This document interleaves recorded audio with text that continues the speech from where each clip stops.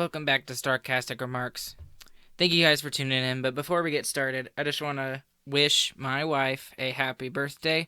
It's her 27th birthday today.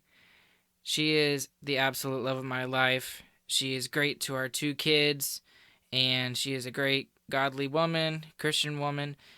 So I just wanted to mention this on the podcast. Love you, Amanda.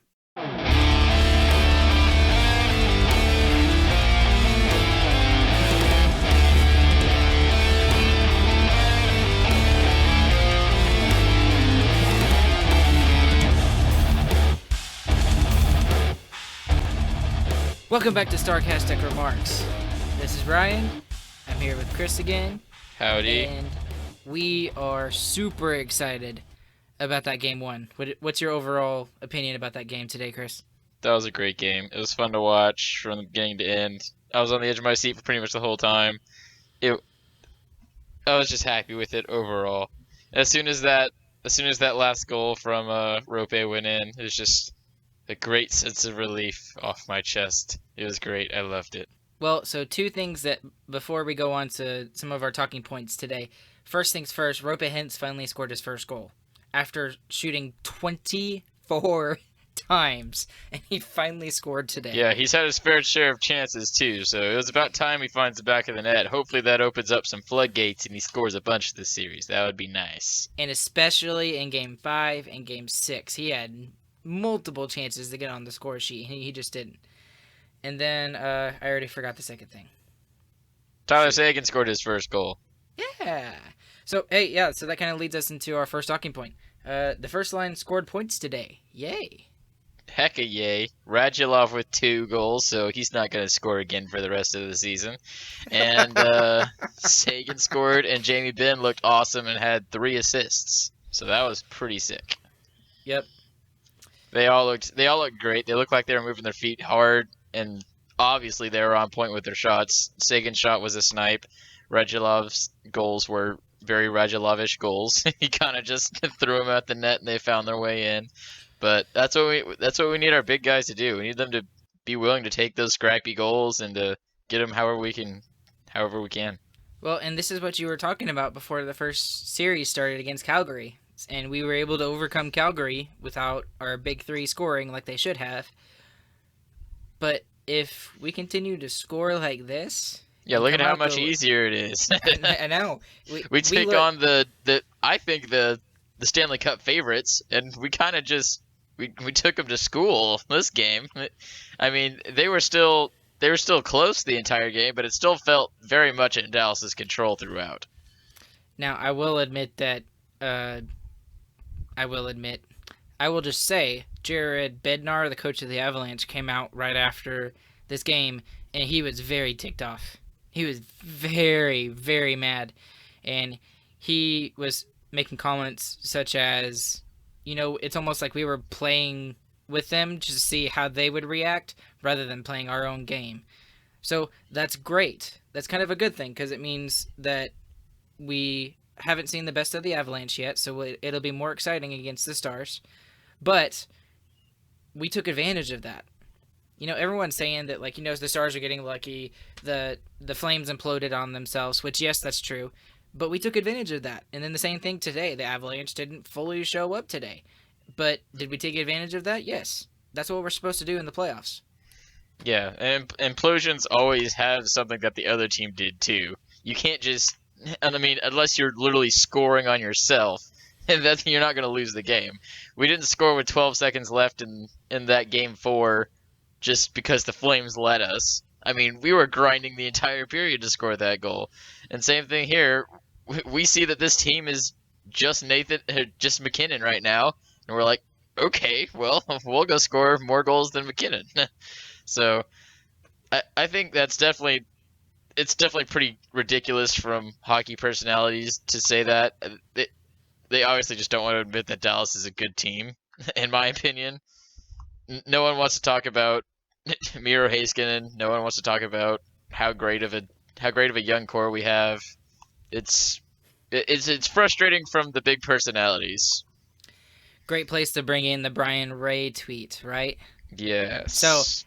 so during the first intermission, for those of you that didn't see or you don't follow Brian Ray, who is one of the broadcasters during the intermissions during the Fox Sports Southwest broadcasts, he put up a tweet during the first intermission about how they did a huge thing about Cale Makar during the first intermission, and he was just like, so we're going to be expecting something about that in the second intermission for Miro Heiskanen, right? You know, the guy who is second in scoring Yeah. in the Obviously entire playoffs. sarcastically.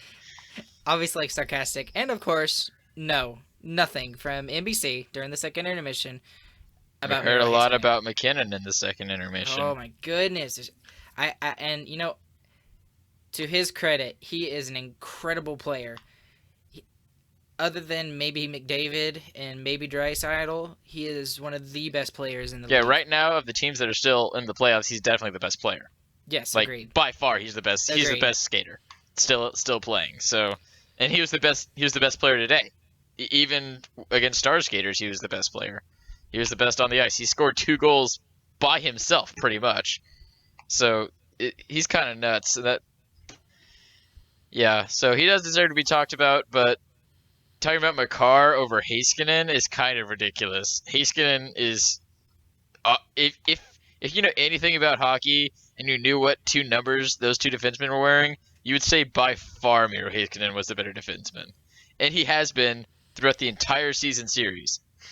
So the only reason people talk about Makar is because he's on a more offensive team, so he gets more points, and that's the flat out truth. If Heiskanen is on the Oilers, he's got the most points of Or Toronto. or Toronto. He's got the most points of any rookie or any young defenseman in the league. So it's biased from people who don't know hockey, and that was really pissing me off throughout the entire NBC broadcast. I know we're spoiled with the Fox Sports guys and the Razor and Josh and Sevi, but it's so bad.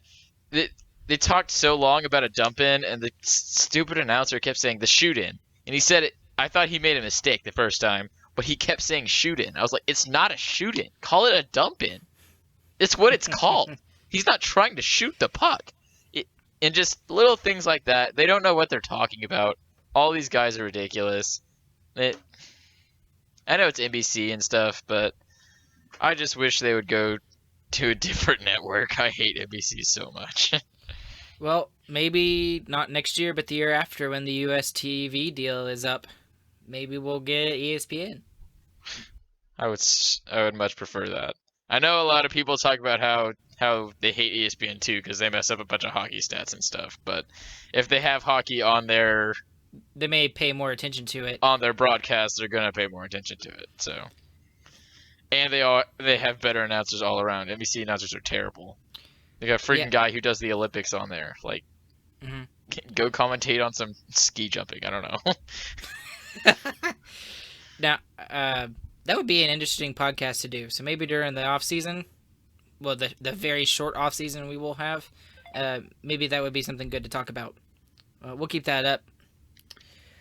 All right, we went on a random tangent there for a little while, but that's fun. All right, how about the play of Dobby today? He was amazing. I love Dobby. I know.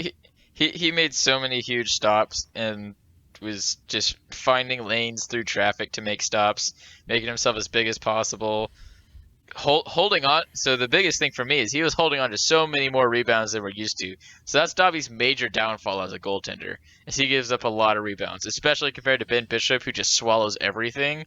He gives up. He's so small. Yeah, he gives so up a much lot smaller. more rebounds. But he was making so many great stops today and holding on to pucks. It was one of his best games in my opinion. I know I'm saying that kind of weirdly, like he's had shutouts and stuff throughout the season, but just the way he played this game, he looked so confident. He looked like he was grabbing every puck he could, and he didn't make any scrambly, amazing saves. He just did everything right. He just did the right thing on every save and never gave them a second chance. So I love the way he played today. I thought he played perfectly. I'm really scared about it. You know, obviously we want to see him do well because he's on the Stars and we want him to win. But it almost seems like the better he does, the more his price range is going up. Oh yeah. And I mean, with the pandemic coming up, with the flat cap coming up because of the pandemic, and I think right now we're at 62 million, which is great because we're gonna need that space to sign some people. I mean, you got Rope, Gurionov and Garyanov, Heiskanen. and again Alexiak. Garyanov and Alexiak, especially those two in the playoffs have proven their worth to the Stars. And I don't think they're going to get giant 8-year contracts, but they will get a bridge contract before their so-called big contract of what you would expect. So we're going to have to save some room, and unfortunately that may mean we lose Dobby. I hope not. Maybe he comes for a cheap contract and says, hey, you know what? If I come back and we'll sign for cheap, then maybe we get another shot at the Stanley Cup. He seems like he really likes Dallas, but honestly, he's worth so much more than we can pay him. I mean, if you go and make $4 million somewhere else as a backup goaltender instead of 2.5 like he is with the Stars, that's really enticing. Oh, if he goes somewhere else, I think he's a starter.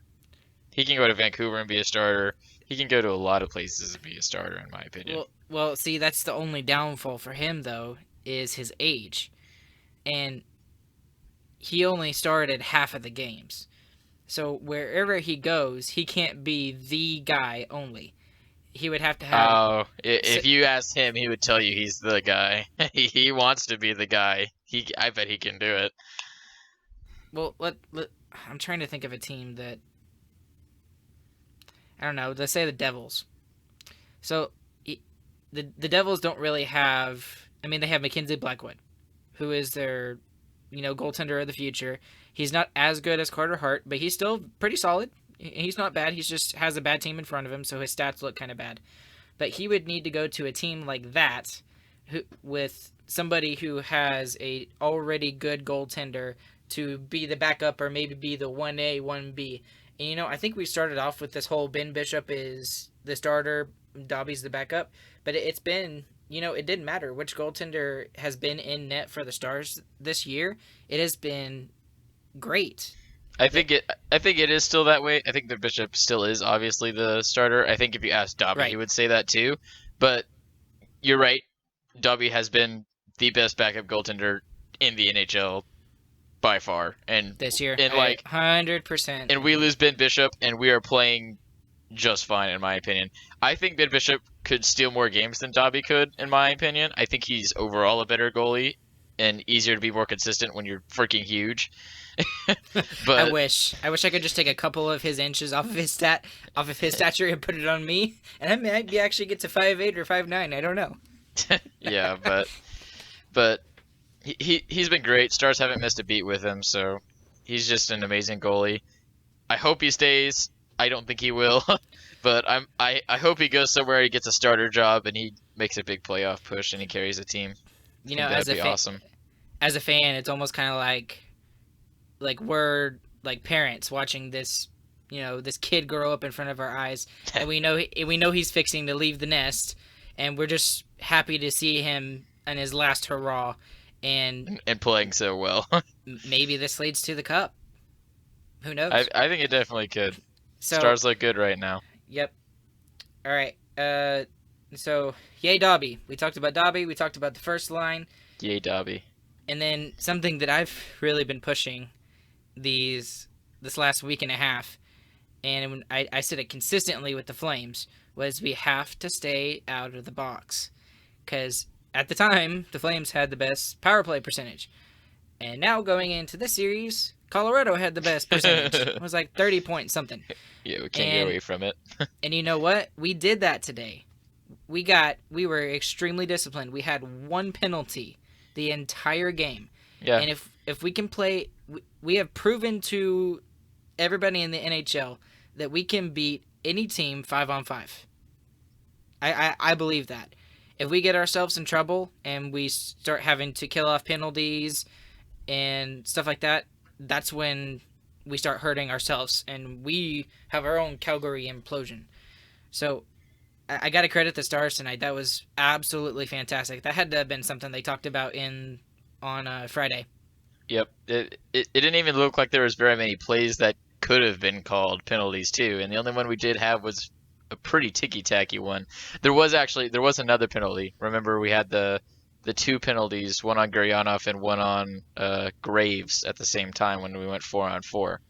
That's when Colorado scored. That's what I was thinking about that we were talking about in the green room. But there wasn't even very many plays that it looked like Dallas should have been penalized on. So they were definitely playing very disciplined. I even think Colorado fans would tell you that they didn't really see much that Dallas could have been called for. So definitely great. We don't want to give MacKinnon any more space than he already had. So yeah. Well, hold up. We'll get there. Yeah. Special teams for some reason kills us. Whether we're on the power play and we're giving up shorthanded goals, or it's 4-4 like it was today. Maybe the best thing is like we just need to put a new rule in the NHL rule book that says teams can decline a power play. And I think that would work in the Stars' favor for this playoffs. For some reason, it's just been that way. Yeah, stay out of the box. Hopefully we'll do that in Game 2. Keep doing it. And then the last good thing we want to mention today, there was multiple others, but we played a full 60 minutes tonight. Yes, that was great. We definitely came out in the first period. The first period, we played awesome. That was a great first period for the Stars all around. Even their goal was just MacKinnon doing MacKinnon things. Not much you can do about it. And we're going to get to what we can do about it next, I assume. But it was just a great overall period. And all I was thinking about in my head during intermission was, please keep playing like this. Please keep playing like this. And they did. In the third period, you see in the third period, we're ending the game in their zone. We're not ending the game in our zone like we were against Vegas. We're keeping the forecheck on them.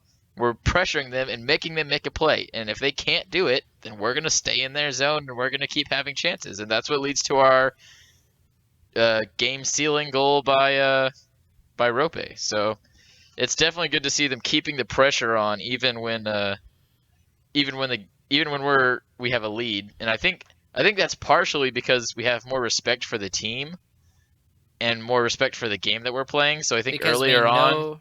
Yeah, because we know what Colorado can do. Yeah, and we know the consequences of this game too. So early on in those round-robin games against Vegas and stuff, like, those weren't really postseason games. They were kind of like season games plus, like 4-point games.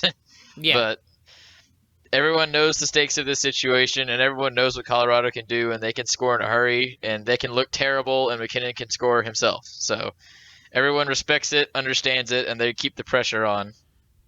Well, and they did it the whole game.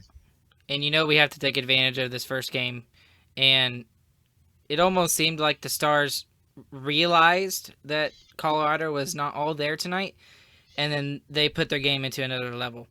And that's great because we don't know what Colorado is going to do the rest of the series. We know that they're going to come back huge in Game 2. I'm expecting it. Yep. Dobby is going to have to stand on his head. And I know he gave up 3 goals today, which seems like a lot. But he made, like you said, he didn't make that spectacular save like he did in overtime against Calgary. But he was there, and he played positionally, and he saved the shots when he needed to. Yep. So definitely the most consistent game he's played in a while. Yes, I agree. So, all right. So last thing we got to talk about is some bad things that happened in the game.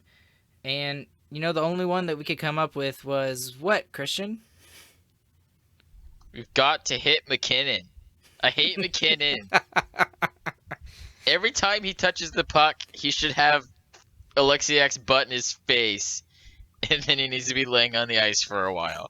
I can just imagine that in my head. I just imagine, like, Jamie Alexiak, like, bending over and sticking his butt up in the air, and then just MacKinnon runs in, like, skates into his straight butt. Back into him. Kind of like the butt fumble from Mark Sanchez in the New York Jets. Something like that. That would be fantastic. I want MacKinnon to be flipping over Janmark. I want Jamie Benn to sit on MacKinnon like he did the Blues guy. I want him to feel pain every time he touches the puck. And we didn't do that this game. MacKinnon kind of went untouched. That can't happen again. We need Corey Perry agitators. We need the checking line especially. So we put the checking line out there against the MacKinnon line a decent amount of times tonight, and the MacKinnon line was skating circles around him. To be honest, this was one of the worst defensive games I've seen from the FCC line in a while, which was really surprising. But they have something figured out against them, so we need to find a way for those guys to get more physical, and to, when they see the puck against the board, they need to just immediately go for that all out to get it out of the zone, because it's it's tough defending that line. They have so much offensive awareness, and MacKinnon always knows amazing things to do to fool defenses. So we've got to figure out how to get the puck out of that guy's hands, and when we can't, make him pay for touching it. You know, that's interesting that you said that. Looking at the stats, you know who had the worst plus minus in the game today? No. Esa Lindell. That's very strange, isn't it? Well, he's on. Well, like I said about plus minus. Plus minus isn't really a defenseman's stat, right? So especially a defensive defenseman. A defensive defenseman is going to be out there when teams score, because you always want him out there against the better guys. So I don't think that's really telling of anything. Now he also, yeah, and you know that's a good point, because he did play a team high 25 minutes tonight as well. So yeah, there's a reason he's playing really that high of a minutes and has the lowest plus minus, is because that's the guy we want out there against the good players. Okay, so we came up with a little sentence before we started this, and we just kind of kept going and just kept adding to the sentence.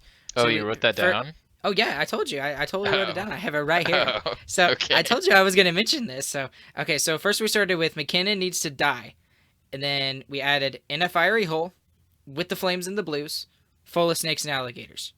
If you can add something else to that, let us know, because we'll just keep adding to it until he finally gets stopped. To it. Every game we'll continue adding to the sentence until we beat MacKinnon. That's a Starcastic Remarks promise. Comments down in, is there comment sections? I think there's a comment section. Oh, there's a YouTube. Apple. Yeah, YouTube. Go to yeah, that'll incentivize you to subscribe to our YouTube channel. Go subscribe to Starcastic Remarks on YouTube. Comment on this video the next word in the sentence, and we'll keep adding to it, and we'll post it on Twitter the night of the game, and we'll start a hashtag for it. Longest hashtag in hockey. Yep. So, well, okay. So before we sign off, if that FCC line, do we just give them one more shot in game 2 since it didn't hurt us in game 1, or would you put a different line on them for game 1? I think definitely you give them another shot. Game 2, sorry. I think they're quick enough to go and get after them, but if not, you've got to get some speed out there. And I know Hintz and Gurianov aren't the best defensive, but if you just want to play man on man and just make them skate with them, that'd even be better than what I saw today, because it looked like they were just struggling. They couldn't keep up with them. So yeah, I feel like FCC is going to be able to match their speed after they've seen it a couple more times, but it's going to be tough. You know, I originally thought putting the scoring line, Benn, Seguin, Radulov, out there against that line, but you know what? It could help us, and they could score more goals and force that top line to play in the defensive zone. But if not, they need to be playing against lines that aren't as good players as our top line. Yeah, so and Radulov can kind of get exposed on defense sometimes, so he's probably one of the worst forwards we have at defense. So I guess if the FCC line doesn't work, then you put out the Pavelski line. Pavelski. Try Pavelski. Yeah. Try. Now Pavelski wouldn't. Either the other two. Pavelski won't be able to keep up with him, but Gurianov can, I think, keep up with him. And then I think Janmark could probably. He's a little slower than Gurianov, but he could definitely keep up with him. So, all right. Anything else? Or we can just hit him. Hit MacKinnon. Make him hurt. That's what I want to see next game. Yeah, and Corey Perry. What Yep. else did what the heck else did we sign you for? We're not signing you to score power play goals. Stop no, that. It's not like you've Go been doing that punch in the first McKinnon in the series. face. Quit trying to score power play goals and go punch McKinnon in the face. We're not going back to the 80s anymore, Chris. That there's no such thing as enforcers No. anymore. They're pretty much gone. Other than McKinnon, we can play 2020 hockey. But only with McKinnon, just bam. Just bam. Bam, bam. Yeah. Exactly. All right, guys. Thank y'all for listening in tonight. This has been Starcastic Remarks. I'm Ryan. Chris, thanks for joining us tonight.